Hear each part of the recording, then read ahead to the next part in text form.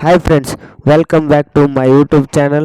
India post ಆಫೀಸ್ನಲ್ಲಿ GDS ಹುದ್ದೆಗೆ official notification release ಮಾಡಿದ್ದು, ಎಷ್ಟು ಹುದ್ದೆಗಳನ್ನು ಕರೆದಿದ್ದಾರೆ, ಯಾವಾಗ ಅಪ್ಲಿಕೇಶನ್ ಹಾಕಬೇಕು, ಲಾಸ್ಟ್ ಡೇಟ್ ಯಾವಾಗ, ಈ ಹುದ್ದೆಗೆ ವೇತನ ಎಷ್ಟು ಮತ್ತು ಅದೇ ರೀತಿ ಏಜ್ ಲಿಮಿಟ್ ಇದೆಲ್ಲವುದರ ಬಗ್ಗೆ ಸಂಪೂರ್ಣವಾದ ಮಾಹಿತಿಯನ್ನು ತಿಳಿಸ್ಕೊಡ್ತೀನಿ.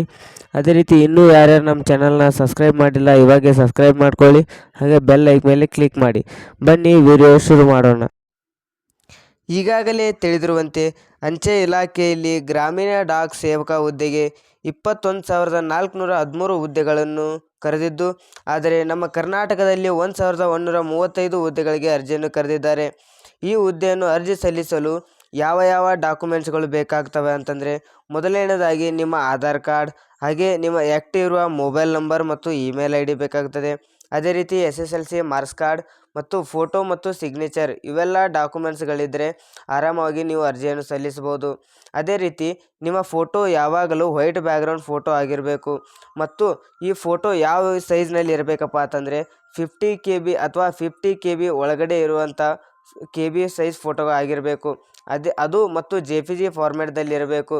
ಅದೇ ರೀತಿ ಸೈನ್ ಕೂಡ JPG ಫಾರ್ಮ್ಯಾಟ್ದಲ್ಲಿದ್ದು ಅದು 20 KB ಮತ್ತು 20 KB ಒಳಗಡೆ ಸೈಜ್ ಫೋಟೋ ಆಗಿರಬೇಕು. ಅದು JPG ಫಾರ್ಮ್ಯಾಟ್ ಫೋಟೋ ಆಗಿರಬೇಕು. ಅದೇ ರೀತಿ ನಮ್ಮ ಕರ್ನಾಟಕದಲ್ಲಿ 1,135 ಹುದ್ದೆಗಳನ್ನು ಕರೆದಿದ್ದು, ಯಾವ ಜಿಲ್ಲೆಗಳಿಗೆ ಎಷ್ಟು ಹುದ್ದೆಗಳು ಮತ್ತು ಯಾವ ಕಾಸ್ಟ್ಗೆ ಎಷ್ಟು ಹುದ್ದೆಗಳು ಎಂದರೆ ಅದನ್ನು ಯಾವ ರೀತಿ ನೋಡಬೇಕಪ್ಪ ಅಂತಂದ್ರೆ, ಈಗ ಸ್ಕ್ರೀನ್ ಮೇಲೆ ನೋಡ್ತಾ ಇರ್ಬೋದು, ತೋರಿಸ್ತಾ ಇದ್ದೀನಿ.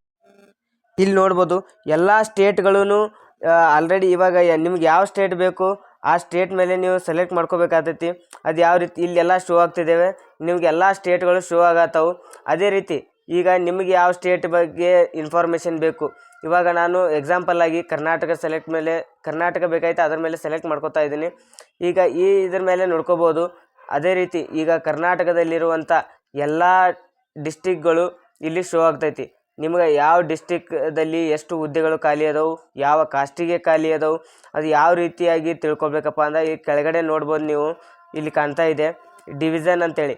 ಈ ಡಿವಿಷನ್ದಲ್ಲಿ ಕ್ಲಿಕ್ ಮಾಡ್ಕೋಬೇಕು, ಯಾವ ಡಿವಿಷನ್ ಬೇಕು. ಈಗ ಎಕ್ಸಾಂಪಲ್ಲು ಈಗ ನಾನು ಬಿಜಾಪುರದಲ್ಲಿ ಎಷ್ಟು ಹುದ್ದೆಗಳು ಖಾಲಿ ಅದಾವು, ಯಾವ ಕಾಸ್ಟಿಗೆ ಖಾಲಿ ಅದಾವಪ್ಪ ಅಂತ ಇಲ್ಲಿ ಬಿಜಾಪುರ ಮೇಲೆ ಕ್ಲಿಕ್ ಮಾಡ್ಕೊಂಡು ಇಲ್ಲಿ ನೆಕ್ಸ್ಟ್ ನೋಡ್ತಾ ಇರ್ಬೋದು ನೀವು ವ್ಯೂ ಪೋಸ್ಟ್ ಅಂತಿದೆಯಲ್ಲ, ಇದ್ರ ಮೇಲೆ ಕ್ಲಿಕ್ ಮಾಡ್ಕೊಂಡು ಇಲ್ಲಿ ನೋಡ್ಬೋದು.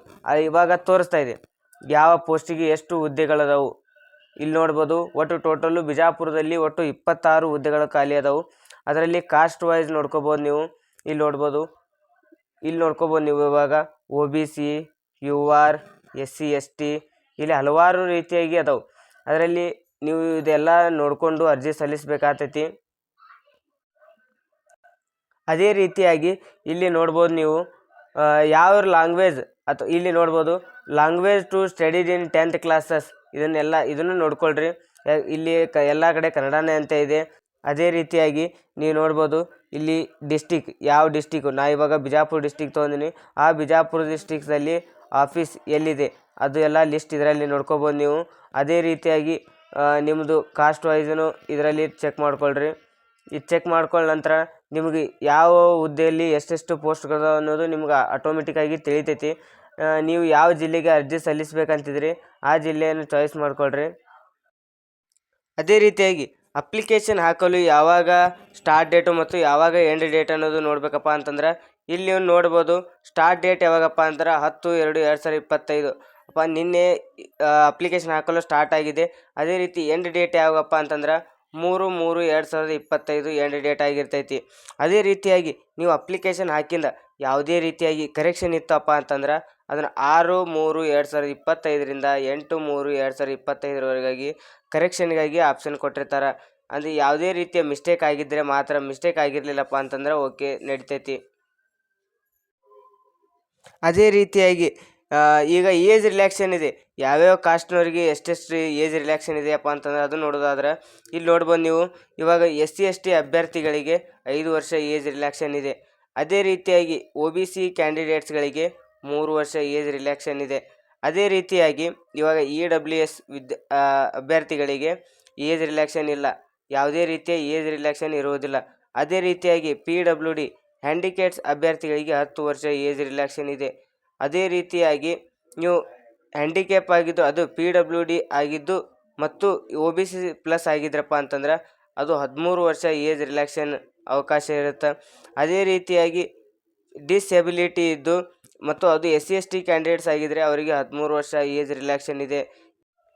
ಇದೆಲ್ಲವೂ ಅರ್ಜಿ ಸಲ್ಲಿಸಲು ಬೇಕಾದ ಇನ್ಫಾರ್ಮೇಷನ್ಗಳಾದರೆ ಇನ್ನು ಅರ್ಜಿಯನ್ನು ಯಾವ ರೀತಿ ಸಲ್ಲಿಸಬೇಕು, ಇದು ಯಾವ ರೀತಿ ಸಲ್ಲಿಸಬೇಕಪ್ಪ ಅಂತಂದ್ರೆ ಅದರಲ್ಲಿ 3 ಸ್ಟೆಪ್ಸ್ ಇರ್ತಾವೆ.